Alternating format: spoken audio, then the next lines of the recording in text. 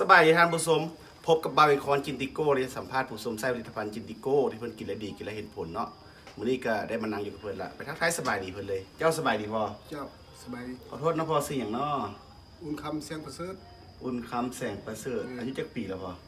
อัน66 ปี66 ปีเนาะเบิ่งคือยังหนุ่มเนาะ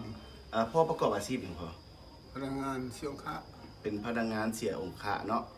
เจ้าปัจจุบันอยู่บ้านเลยพอบ้านพรไซบ้านพรไซโอ้บ่มีเมืองเนาะเจ้าอยู่นครหลวงพระบางเนาะก็อยากถามพ่อว่าเฮ็ดได้พ่อจริงได้ฮู้จักผลิตภัณฑ์จินติโก้พ่อเป็นพยานอยู่เนาะมันเป็นอันตั้งทรงโอ้เป็นตังทรงเจ้าแล้วก็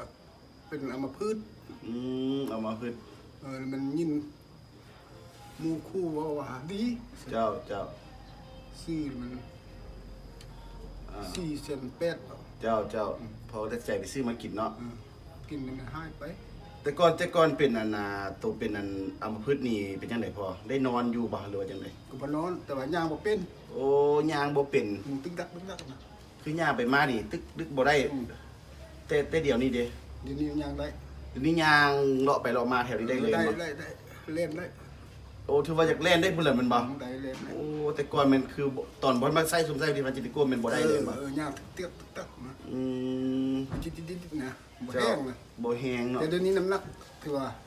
ส่งด้วยน้ำหนักแหละส่งเบิ่งนี่นักขึ้นเลยเนาะโอ้ตอนนั้นมันเบ้าเลยให้บ้านให้เมืองมันก็เห็นเนาะตะกี้ย่างบ่ได้เห็นหมดทางกล้องซุ่มนักรบเก่าอ่ะ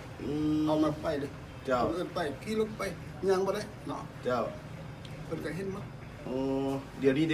ก็ดีดีโอย่างปกติเลยเนาะพ่อกินมาประมาณจักกับ4 เม็ดกับ4เม็ดทานผู้ชมถือว่ากับ4เม็ดเลยถือว่าสภาพปกติอยู่นี่สิเลยมาเดี๋ยวนี้ตื่ม2 เม็ดอาจจะหายไปแหละต้องสืบตัวกินเนาะเพราะว่าเพิ่นก็เป็นมาจักปีแล้วพอเป็นโบราณ5-6 เดือนนี่แหละโอ้5-6 เดือนเพิ่นหาก็เป็น5-6 เดือนถือว่ามาได้กินกับนึงแล้วมันก็ดีขึ้นเลยเนาะแล้วตัวตั้งทรงเนี่ยพอเป็นยังไงตั้งทรงมันหายนั่นก่อนหายตัวตั้งทรงแล้วหายตัวถือว่าตัวตั้งทรงขึ้นแล้วตอนนี้หายเลยแม่นบ่พอหายแล้วไปพอได้ไปกวดหมอบอกว่าเพิ่นกับแพทย์ว่ายังกินว่าหายฮู้เอาเองฮู้เองเนาะว่าบ่ได้กวดแต่ว่าบ่เจ็บหัวเนาะเจ้าบ่เจ็บหัวเจ้ามันบ่เจ็บหัวเลยอันนึงอัน2มามันเอารู้สึกว่ามันคือเก่านะมันคือเก่าตอนคือตะกี้ตอนเฮาบ่เป็นเนาะตอนเป็นแห้งนี่มันจนเจ็บหัวบ่พอเจ็บหัวเดี๋ยวนี้แคนแล้วเดี๋ยวนี้แคนละใช้ชีวิตปกติแล้วมันบ่อันนึงอัน2มาเอากินพิษมันเจ็บเดี๋ยวนี้ไปเจ็บแล้วเดี๋ยวนี้โอ้แต่ก่อนกินอย่างพิษมันเจ็บโดนบ่เจ็บโดนเห็นพ่อแม่นี่เดี๋ยวนี้บ่เจ็บบ่หยังเลยบ่เจ็บแล้วโอ้แล้วบัดนี้การกินข้าวกินน้ำได้พอกินแซ่บบ่กินแซ่บนอนหลับเนาะนอนหลับแต่ก่อนกินข้าวบ่แซ่บปานใดแบบว่าแต่ก่อนนี่แต่ก่อนกินข้าวแซ่บเลยก็นอนบ่หลับเลยอันนี้บ่ดีมันสมไส้ตัวนี้แหละก็แม่นกินข้าวแซ่บนอนหลับปกติอันลากินตะโกนี่ออกไปมันปุ๊บเลยเจ้ามันก็เมาเลยเจ้าอายเลยเจ้าสุดท้ายนี่ก็อยากให้พ่อฝากถึงท่านผู้ชมทางบ้านเนี่ยเนาะที่ว่าเป็นพยาธิคือพ่อ1เป็นตังส่ง2เป็นอัมพฤกษ์เนาะแล้วกินบ่แซ่บนอนบ่หลับแล้วให้มาสมแซ่บผลิตภัณฑ์จินติโก้เฮาเจ้าขอเชิญเลยพ่อ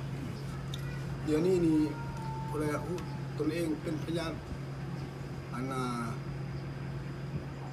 ตังส่งเนาะหรือว่าเป็นพยาธิ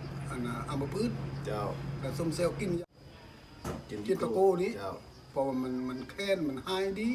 ตัวอย่างเฮานี่แหละคุณคำเสียงเซิร์ชเนี่ยกินกันดีแล้วเจ้าก็จริงใจดีว่าดี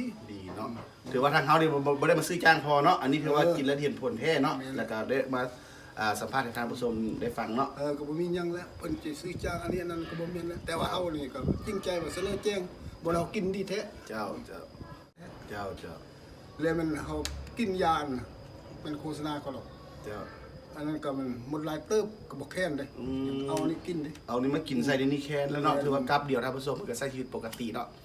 สุดท้ายนี่ก็ขอขอบใจพ่อหลายเนาะให้พ่อสุขภาพแข็งแรงขึ้นไปเนาะเป็นผู้โพใส่ลูกไอ้เต้าให้เข้าไปครัวนะพ่อเนาะสบายดี